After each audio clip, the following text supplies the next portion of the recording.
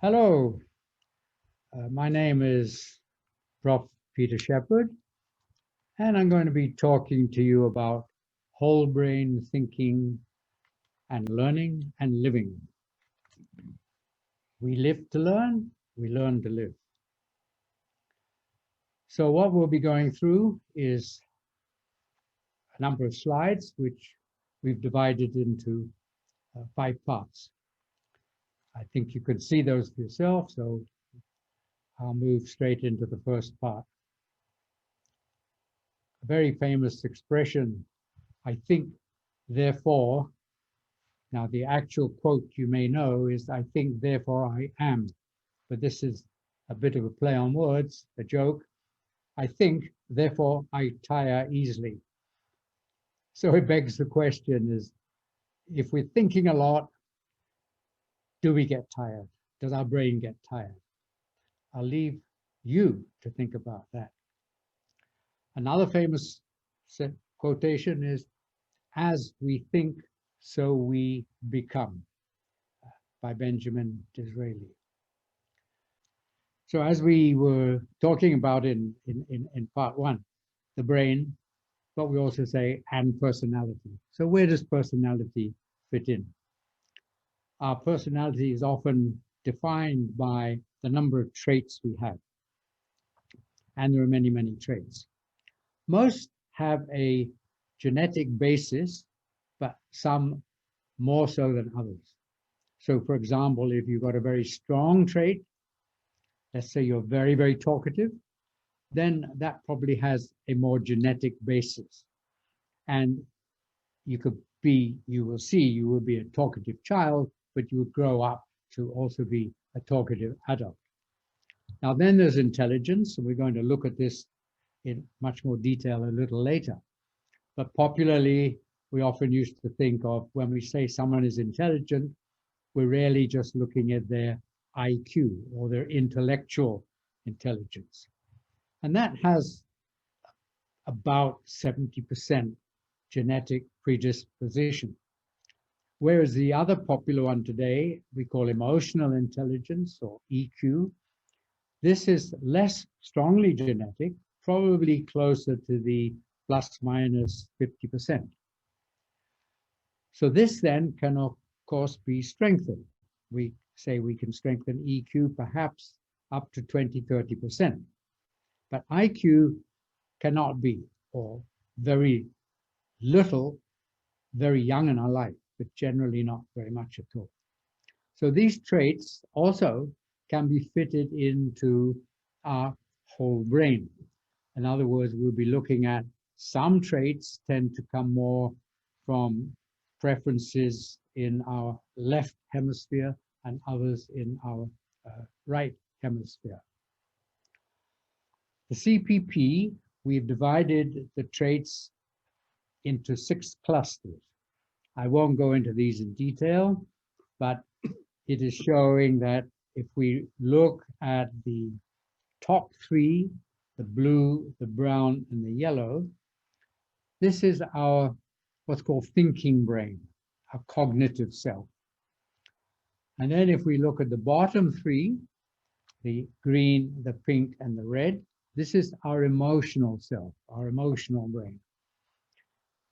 But then we've got our left hemisphere. So those left behavioral preferences showing up in the blue and the green, and the right showing up in the yellow and the red. So when we look at the whole brain model, we want to break it into what is called the split brain concept of the left and the right. Then we combine this with the triune brain, the evolutionary levels, cerebral, limbic, and reptilian. So we have our thinking self, our emotional self, our left and our right selves. So this whole area began with research done by someone who broke the brain into its 3 sort of evolutionary components. And they said the human brain actually is a combination of the reptilian brain, sometimes called the very ancient instinctive part of ourselves. This is the crocodile in us or the snake in us, the reptile, and it's instinctive. We generally find it difficult to control. Then we have the emotional brain, very powerful, which can be controlled, but can sometimes be very difficult to control, the limbic system. And then finally, the mass of our brain, about 80% of it, is our cerebral cortex, our thinking brain. So putting these three brains together, three in one, it became known as the triune brain. Now, looking then at it from this perspective, it helps us break it down. And so you can see the reptilian brain. I won't list all these out, but you can see breeding and grooming and even rhythm and so on. Self-defense, self-preservation, survival. So hence the instinct. Then we get the mammalian or the emotional or the limbic brain. And here it is interesting that people talk about power and politics. And actually, they are very much wrapped up into our emotional selves. The emotional brain also mediates between our conscious and our subconscious. And then, of course, there's the human brain, the cerebral, the thinking part, conceptualizing, reading, writing, logic, math, problem solving, and so on. Now, we mentioned already that the brain has been or is able to be talked about as being split. And a famous Nobel Prize winner, Roger Sperry, he got the Nobel Prize for Physiology and Medicine, where he did experiments on epileptics, people who were severely epileptic, and there were no cure, no drugs for epilepsy in those days. This is back in the 70s. And so he found that when he surgically separated the two hemispheres, he could then isolate the areas of a fit and so on. So you may have an epileptical fit in the left, you separate that, then you can at least carry on being more normal in the right. Now, this is a popular one, and I often ask people, when you look at this two hemispheres of the brain, which side will you prefer to be in? Which side tends to seemingly be having more fun and laughter and games? Of course, that would be the right. So this is just an interesting way of looking at the left being very logical and linear and analytical, and the right, the more creative, artistic, visual, spatial, and so on. Another way also of looking at that, left and the right, which you'll see in this diagram, it talks about there's a little bridge there, or actually two bridges. And so that's the linkage between the left and the right. That's something called the corpus callosum, and that's where Dr. Roger Sperry actually surgically severed that. Then there's a stop sign, like traffic lights. That means actually you can control the flow of information from left to right if you're conscious of it, if you're aware of it, or if you want to. And then there is a bridge between the left and the right limbic. So that's quite an interesting metaphorical picture, if you will. Another one also looks at just purely those two, the blue and the green, the very left, and then the yellow and the red, the very right. And the corpus callosum, which I mentioned, this is just showing a slice of the brain down through the middle. So you can see it's actually a bit like a web-based joining. So if it's like you take your hands and you spread the neuron connections out to the left and out to the right. Now, let's then try to address this question. Some people say, why are men different from women? Why are women different from men? So let's look at some gender differences in the brain. Here's another lateral slice of the brain. You'll see the corpus callosum there in the center, linking the two. And what we find there is, I'll just address your attention to the bottom left.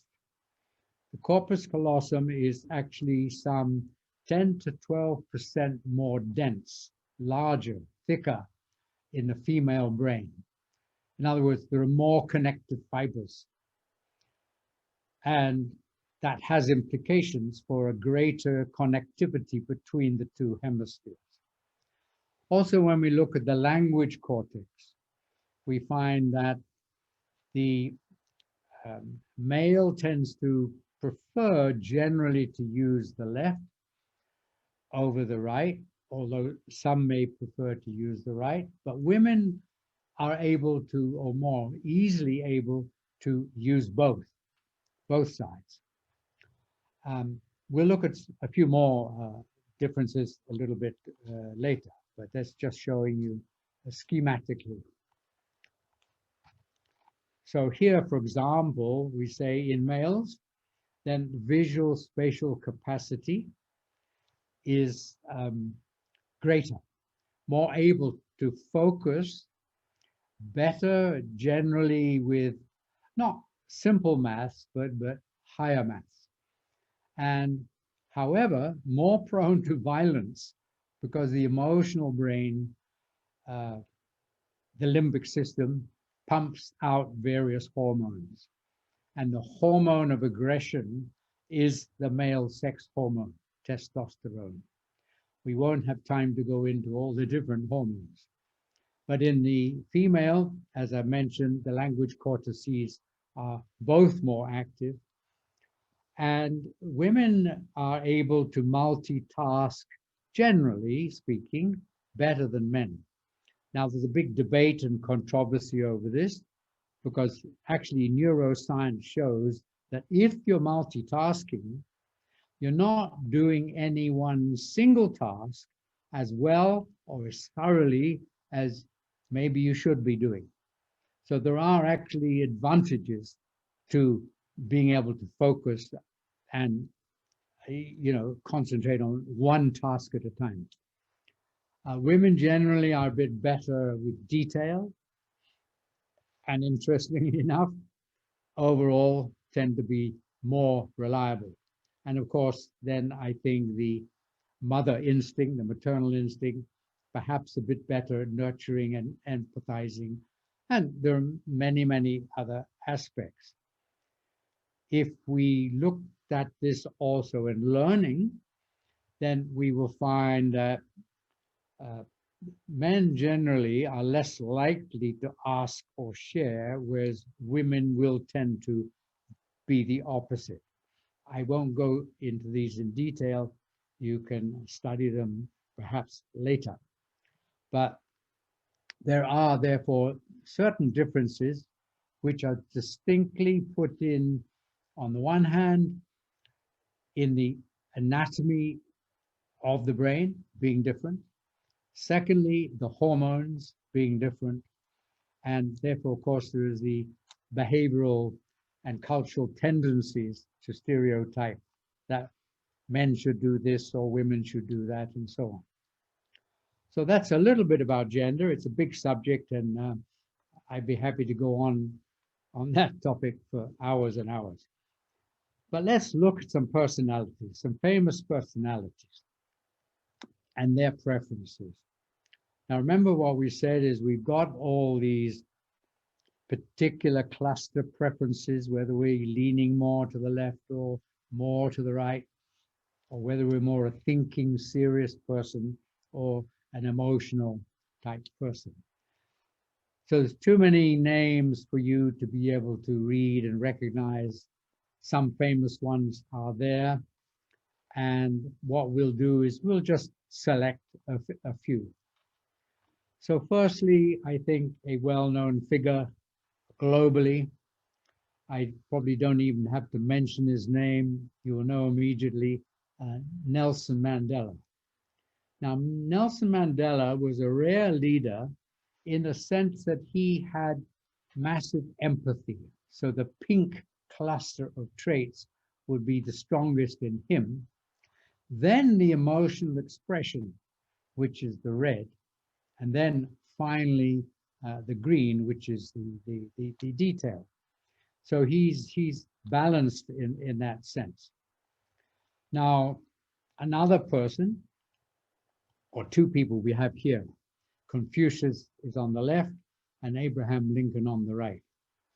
So they were different in the sense that their cluster preferences falls into the brown category, the balanced, cerebral thinking person.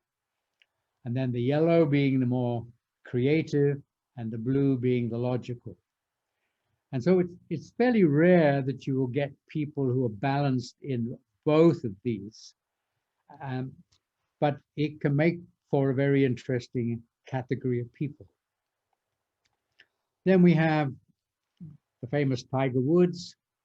So green is his preference because it's detailed, it's discipline. Then he's got the blue, the analytical, but he's also got, as all golf or a lot of sports people would need to have, a strong visual spatial capacity, so the yellow. Whereas Mahatma Gandhi, a visionary. So yellow is the visionary self, looking into the future. And then the spiritual, which will be the green, a revolutionary, if you like, red, and also, of course, very disciplined. And then two ladies. So Mother Teresa, humanitarian, spiritual, traditional, caring. Very strong with the red, and of course, also some pink, which you can't see there. And then Princess Diana, equally humanitarian, but very interpersonal, but also a little more visionary. So she has some of the yellow. And then we have Mozart, very yellow and very red, extremely right brain, a nonconformist, very musical, a musical genius, as we would say, a party animal, highly creative. And then Einstein, who you might remember, has a famous quotation that says, imagination is more important than knowledge. And so the yellow imaginative self, but equally, of course, he was very strongly blue, the analytical. The yellow is also the conceptual and the blue is the mathematical. So you see he's very strongly balanced, but in the cerebral thinking brain. Now, apart from personalities, we can also think of some icons that tend to represent our preferred color. When you've done the Credo personality profile and you've got your own profile, and then you discover whether you are more yellow or blue or pink and so on, you will also be able to refer to these types of icons.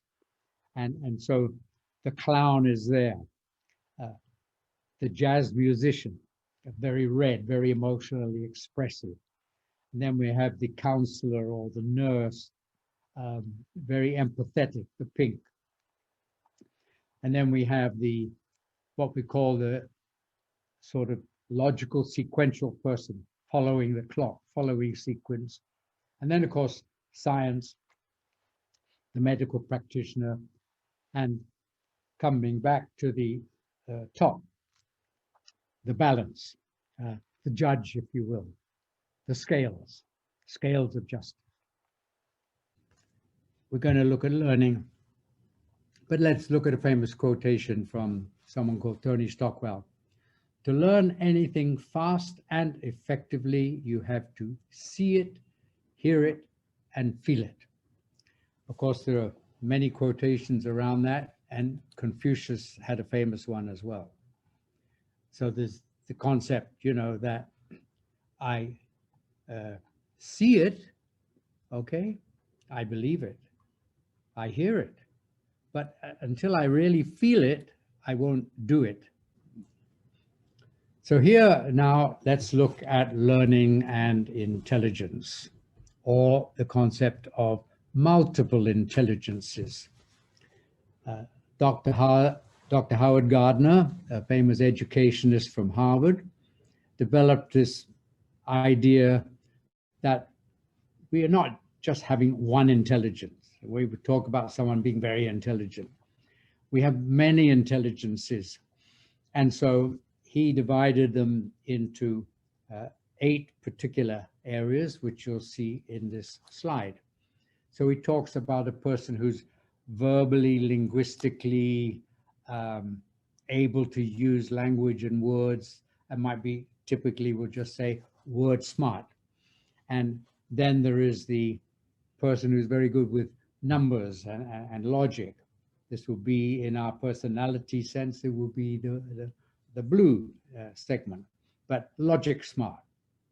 And then he even discovered that people seem just naturally very good with nature. Sometimes we talk about people having green fingers, but people who are good with animals and the outdoors and so on. So naturalistic intelligence. So then we come to the people who are body smart. Sometimes this is called bodily kinesthetic intelligence. Gymnasts, sports people, the dancers even would be examples of people who are very agile and very able to use their body very well. Then we come to music smart, the musical genius. We were talking about Mozart before. So some people just have that musical talent.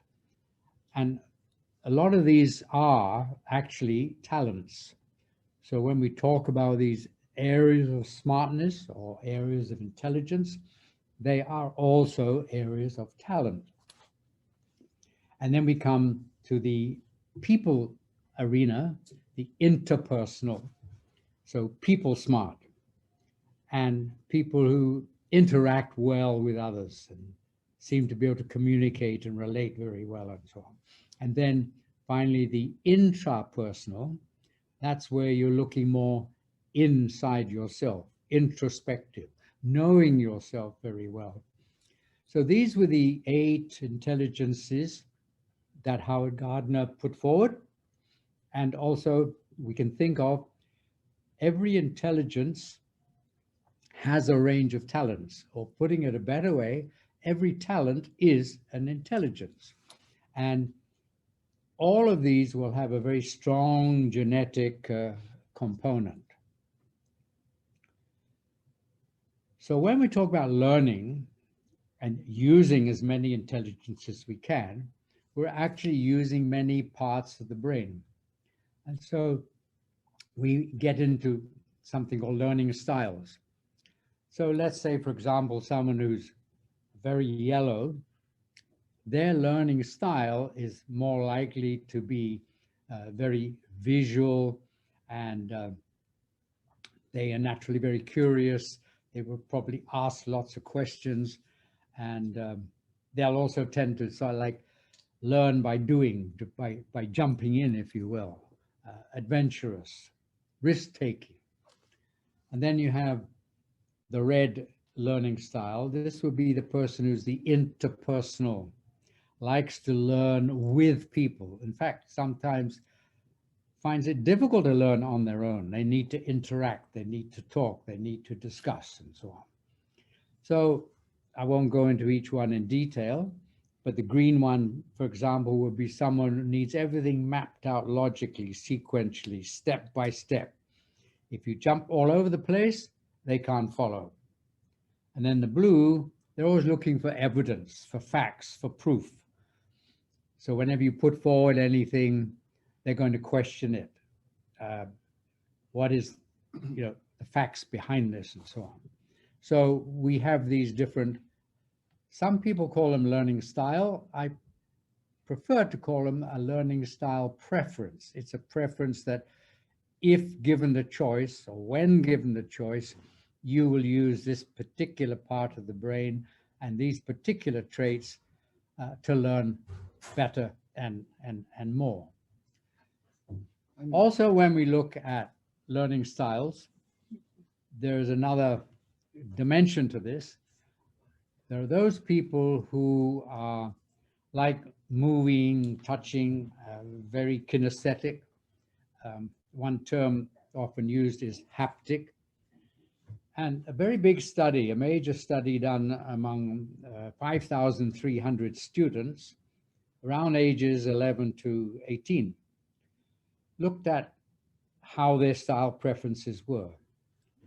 And the haptic, the moving, the touching, the doing was actually the highest, followed by auditory, listening becoming very important, and then the visual element, learning through pictures, symbols, color, objects. So that brings us then to the last part, and scene 2, part 5, where it all boils down to, if we've learned effectively, the test will be in the memory, won't it? If I can't recall, I haven't learned. So let's look at a bit of memory and the brain.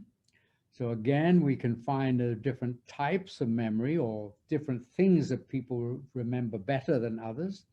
Some people are very good at words, numbers. They can remember formulas and sequence, so very much the left. Whereas on the right, you got more the abstract patterns, shapes, relationships. Different areas of memory.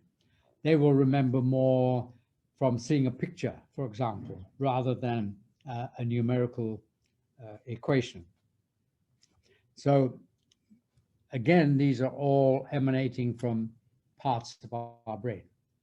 In actual fact, we say, if we know something already, we will tend to use something called our prefrontal cortex. That is the thinking brain. But if we don't know something, if something is new to us, it goes actually straight into our emotional brain, our limbic system, process it first.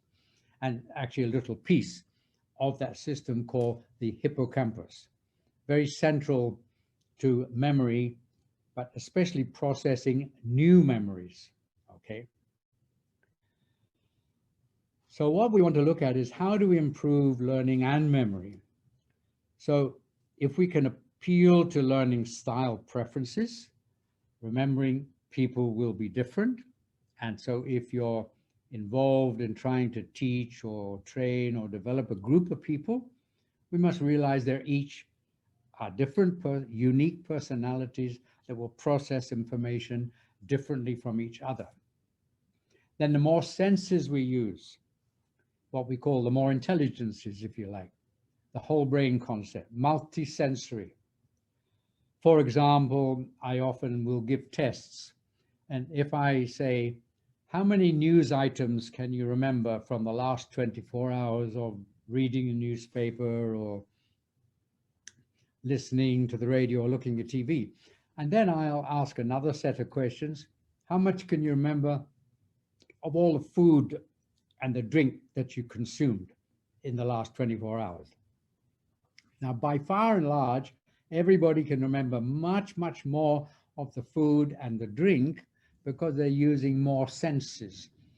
Whereas if I'm just listening to the radio, I'm only using one sense. If I'm looking at the TV, well, maybe I'm just using two. And so more senses we use, the better we will retain information. Of course, sleep then becomes very important, and a lot of recent research has now been done on showing that memories are actually processed in our sleep, and dream sleep being very important. We'll touch on that on the next slide. But also, how do we feel about ourselves, our self-esteem? Are we full of self-doubt?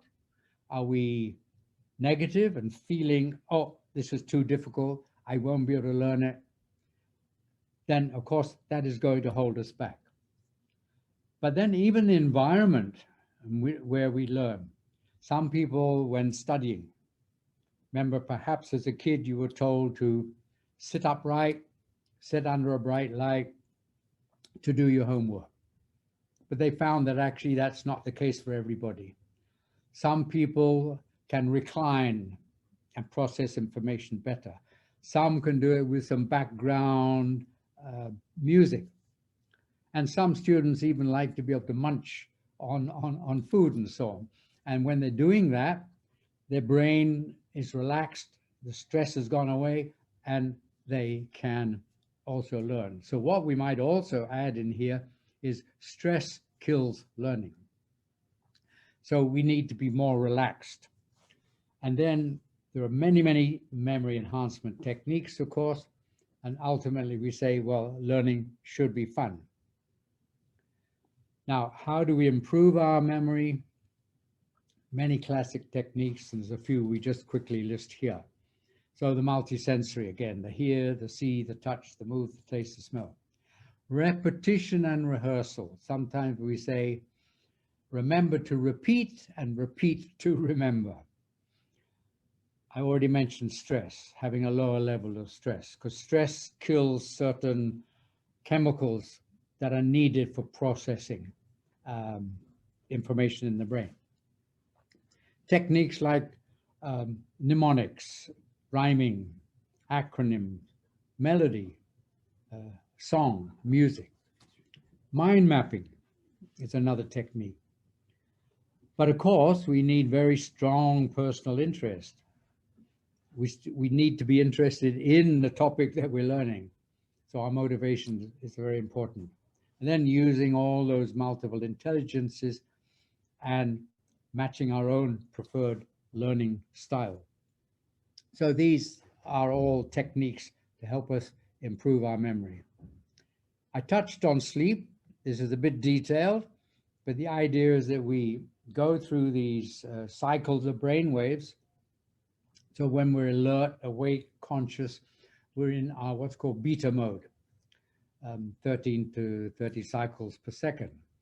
But as we daydream, as we drift off, we haven't yet fully gone to sleep, we're in the alpha mode, light alpha. Sometimes they call it the twilight zone. And then we move into a deeper alpha and finally into a theta. And when we're in the theta, where we're dreaming, where we have what's called REM sleep, REM stands for rapid eye movement, then this is where the memories are being processed and sorted out, if you will, during our dreams. And so the people, they've done studies that deprived of dream sleep, their memory plays havoc. They won't do well. They've done a lot of studies to show that you have really good 7 or preferably 8 hours sleep, then you do your study, you'll do much better than if you've had only a couple of hours of sleep, staying up late, swatting or something like that.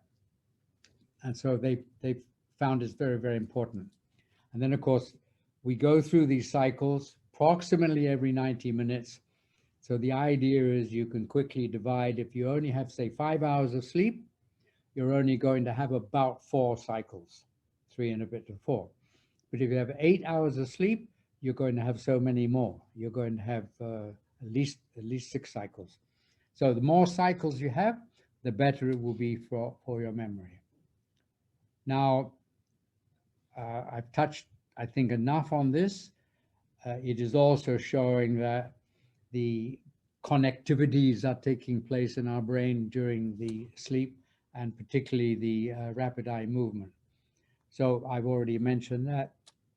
So the more cycles you can have, the better. And this was a study done by Harvard Medical School that they were trying to teach people what you would call speed and accuracy, keyboard skills, if you will. And what they found is after sleep, the areas in yellow, it's a bit hard to pick up, showed more activity, speed, and accuracy in the skills themselves. And if we looked at these, we broke them down in something called the right medial prefrontal cortex. Okay, the activity was very, very strong and high there. And then another piece in the right hippocampus. Now, remember I mentioned before, if we're using a prefrontal cortex, it's usually we're processing information based on something we know. We're building on something we know. But if something is thrown at us is we know nothing about, brand new, then we're using the hippocampus. So this is showing where that brain part lights up. And then also the primary motor cortex, where perhaps we're learning movement. And so when we're learning movement, we're using what's called the motor cortex. So each part of the brain has different functions, and therefore we need, if we understand that, we can relate the learning to that particular function. Now, this is quite complex. It really is neuroscience and learning where they've come together, and now there are wonderful new breakthroughs in understanding the brain. But importantly, of course, we won't learn and we won't remember unless we concentrate. So I was talking before about the learning environment, and they've actually found that if you're reclining at about 45-degree angle, your brain is more easily going to process information than if you're sitting upright and maybe not so comfortably. Then temperature needs different. Some people like a warm temperature, some like a colder. Lighting, some people like bright light, some like more diffused, softer light. Some like music, some like silence. And we're also talking about some like to nibble and munch as they learn. So I usually use an activity, but I won't do this here. If we're having a long lecture, I would ask you, if you've already been sitting still and listening for more than half an hour, you should stop, have some exercise, get up, walk around, and so on. Do some exercises that laterally connect the two sides of the brain. And there's a lot of very simple ones. But if you just sort of take your left hand and pull the right lobe of your ear, and then you take your right hand and pull the left lobe, you're already now using something called a cross-lateral brain stimulation, exercising both halves of the brain and bringing them together. Now, again, very important is we can say our interest, yes, motivation and passion, but on top of that, it doesn't matter how motivated you are, how passionate you are, if you're not getting enough oxygen, not breathing properly, then that's going to affect your brain as well. The brain thrives on glucose. Glucose comes in many forms, of course, what we call the brain sugars, if you will, fructose and sucrose and so on. But it comes via blood. If our circulation is not good, if we're not getting good blood flow into the brain, then the brain is not going to be processing information efficiently. And so for students, often we use this sort of checklist, but this can be adult students as well. I'm not talking about necessarily school students. You could be a mature student doing your MBA or even a DBA, right? And these have found to be very important. Having a choice, having adequate time, having that enriched environment. Collaborative learning is also very important. And eventually, of course, attaining some level of mastery and then being able to apply what you've learned. Now, I've covered the brain waves. I think I won't go into this, but this is just showing the breakdown, and it links to the sleep cycles that we were talking about before. Now, I mentioned music, and studies have been done to show that the ideal type of music should not have any familiar melody. Because once I hear something that's familiar, it's going to detract, isn't it? My mind is going to go off on that memory. It's not going to be focusing on what I'm listening to or studying or reading. It should not have too strong a rhythm. And ideally, we shouldn't be able to predict when a piece of music is going to start or finish.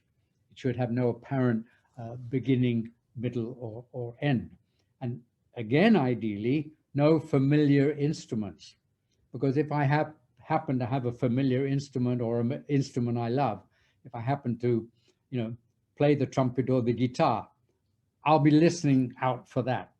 So that these are detracting us from focusing. So therefore, actually, music composed and played on a synthesizer is ideal and played at the resting heart rate of about 60 beats per minute. Now, I already mentioned exercise, so again, the body needing a good supply of oxygen, glucose, blood flow, and so on. So we should be taking our activity breaks periodically during our learning and energizing both sides of our brain. And here's just a quick schematic diagram, which you can see that, of course, we take in air, comes into the lungs. We take in food, goes into the stomach. But eventually all goes into the blood, and then the heart pumps it into the brain. And so again, even if we've got arterial sclerosis, if we've got thickening of the arteries, the blood flow is also going to be broken down. And we have these two what are called carotid arteries that are the main lines out of the heart into the brain. So these should be, we'll say, very healthy. And so we need to be careful what we eat, but exercise also helping a lot. Now there are, when I said food, sometimes there's this lovely expression, we are what we eat, or I sometimes say we become what we eat. But there are certain foods that have been found to be good for the brain, for alertness, and therefore for learning. And these are listed on the left there. And then there are others that can lower our stress level, relaxants, if you will, or even helping us go to sleep.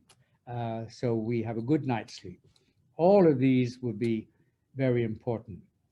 And most medical practitioners will tell you what's good for the heart actually is also good for the brain.